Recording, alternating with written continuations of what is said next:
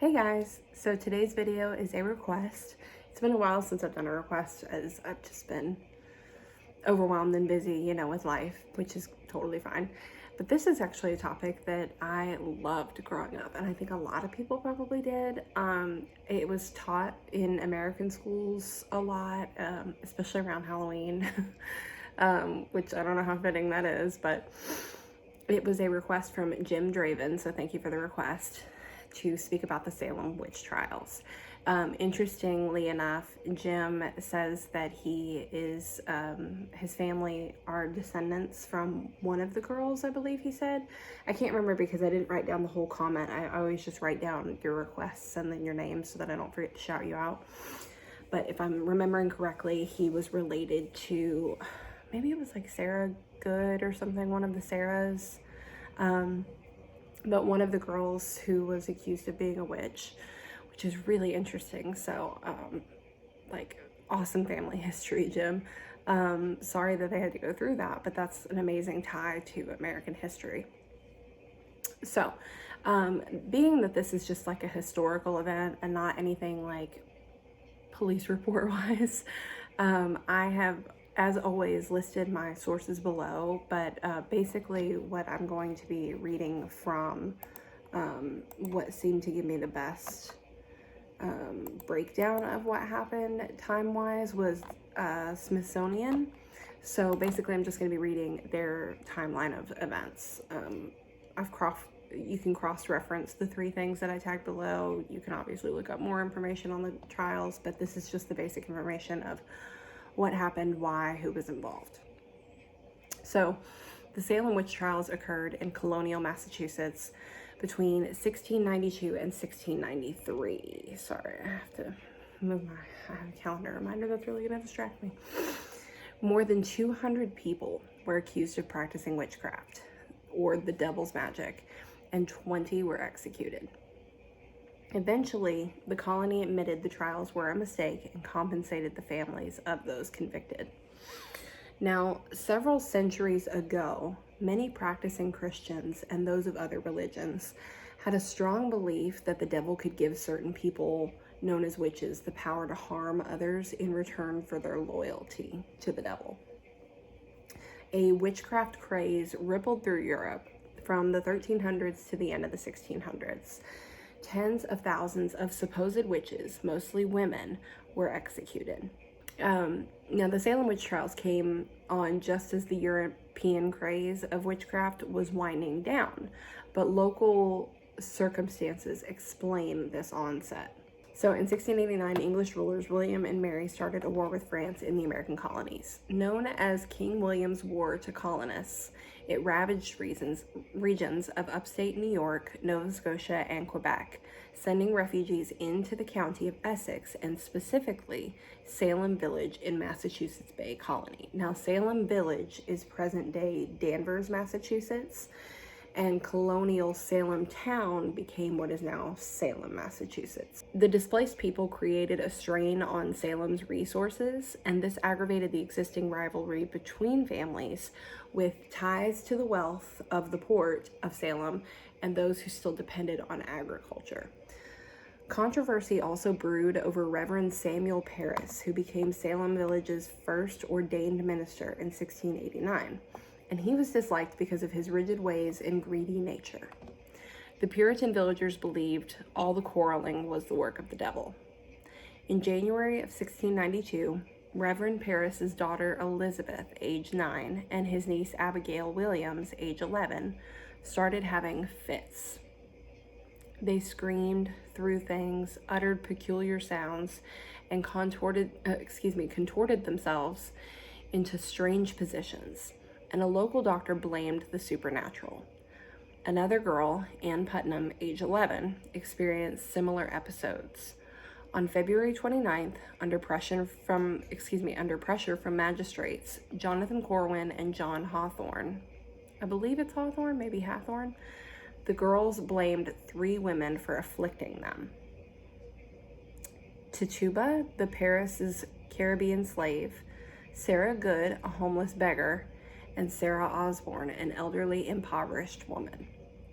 All 3 women were brought before the local magistrates and interrogated for several days, starting on March 1st, 1692. Osborne claimed innocence, as did Good, but Tituba confessed, quote, "The devil came to me and bid me serve him." She described elaborate images of black dogs, red cats, yellow birds, and a black man who wanted her to sign his book. And by black man, I don't mean African American man. She described him as a black figure. She admitted that she signed the book and said there were several other witches looking to destroy the Puritans. All 3 women were put in jail. With the seed of paranoia planted, a stream of accusations followed for the next few months. Charges against Martha Corey, a loyal member of the church in Salem Village, greatly concerned the community. If she could be a witch, then anyone could. Magistrates even questioned Sarah Good's 4-year-old daughter, Dorothy, and her timid answers were construed as a confession. The questioning got more serious in April when Deputy Governor Thomas Danforth and his assistants attended the hearings. Dozens of people from Salem and other Massachusetts villages were brought forth for questioning. On May 27th, 1692, Governor William Phips ordered the establishment of special court of oyer, which means to hear, and terminer, who was to decide, for Suffolk, Essex, and Middlesex counties. The first case brought to the special court was Bridget Bishop, an older woman known for her gossipy habits and promiscuity. When asked if she committed witchcraft, Bishop responded, quote, "I am as innocent as the child unborn." The defense must not have been convincing because she was found guilty and on June 10th became the first person hanged on what was later called Gallows Hill. 5 days later, respected minister Cotton Mather wrote a letter imploring the court not to allow spectral evidence, testimony about dreams and visions. The court largely ignored this request, and 5 people were sentenced and hanged in July, 5 more in August, and 8 in September. On October 3rd, following in his son's footsteps, Increase Mather, then president of Harvard, denounced the use of spectral evidence. It were better, quote, "It were better that 10 suspected witches should escape than 1 innocent person should be condemned." Governor Phips, in response to Mather's plea and his own wife being questioned for witchcraft, prohibited further arrests, released many accused witches, and dissolved the court of oyer and terminer on October 29th.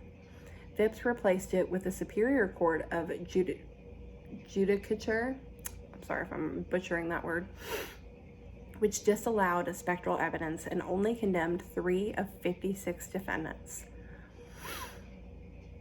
Phips eventually pardoned all who were in prison on witchcraft charges by May 1693, but the damage had been done. 19 were hanged on Gallows Hill. A 71-year-old man was pressed to death with heavy stones. Several people died in jail, and nearly 200 people overall had been accused of practicing the devil's magic. Now, I do want to go into a sort of a side story of that. If you've never heard this story, it's probably one of the most famous stories from the trial, that being Giles Corey. So he and his wife were both arrested and charged with witchcraft, and he refused to enter a plea of guilty or not guilty. Therefore, they laid him down on his back and began laying heavy stones on him, more and more and more and more, until he would admit whether or not he was guilty. And the only thing he would say was more weight, more weight, more weight. So they would continue to add more and more stones until he could no longer breathe or speak, and then he died, which is insane.